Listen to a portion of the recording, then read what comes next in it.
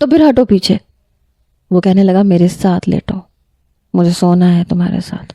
میں نے کہا مجھے نہیں سونا تمہارے ساتھ۔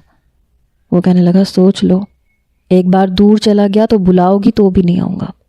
میں نے کہا تو مت آنا، میرا بیڈ الگ کرو۔ اس نے میرا بیڈ الگ کر دیا، میں اپنے سنگل بیڈ پہ جا کے لیٹ گئی۔ لیکن عادت تو مجھے بھی ہو گئی تھی اس کی محبت کی، اس کی قربت کی۔ وہ مجھے اپنے سینے کے ساتھ لگا کے سوتا تھا۔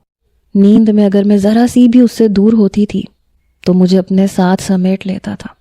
نیند کی غفلت میں بھی ایسے کرتا تھا۔ میں اسے کہتی تھی کہ حمزہ پلیز سونے بھی دو، تو کہتا تھا سو جاؤ نا، کس نے منع کیا ہے۔ میں نے کہا ایسے نیند نہیں آتی۔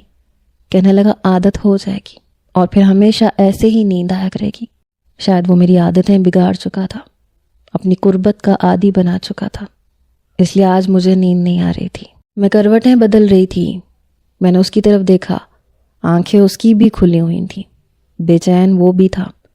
ہماری نظروں کا تصادم ہوا تو آنکھوں میں بے بسی تھی۔ میں نے کروٹ بدل لی۔ کہنے لگا نیند نہیں آئے گی، شرافت سے آ جاؤ میرے پاس تاکہ تم بھی سو سکو اور میں بھی، ایک ہی بیڈ پہ ایڈجسٹ کر لیں گے۔ میں نے کہا مجھے نہیں آنا۔ کہنے لگا مت آؤ، بھاڑ میں جاؤ۔ یہ کہہ کے وہ اٹھ کے کمرے سے باہر چلا گیا۔ میں بھی اٹھ کے بیٹھ گئی۔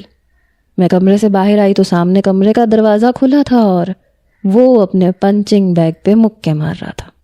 بڑی عجیب عادت تھی اس کی یہ۔ میں اس کے پاس چلی گئی۔ کہنے لگا اب یہاں کیوں آئی ہو؟ میں نے کہا تم کمرے سے باہر کیوں آئے ہو؟ کہنے لگا اپنی فرسٹریشن نکالنے کے لیے، تمہارے بغیر سونے کی عادت نہیں رہی اس لیے یہاں آ گیا، جب تھک جاؤں گا تو شاید نیند آ جائے گی۔ میں نے کہا خود کو تکلیف دینے کے لیے، مشقت اٹھانے کے لیے تیار ہو، بس گناہ نہیں چھوڑ سکتے میرے لیے۔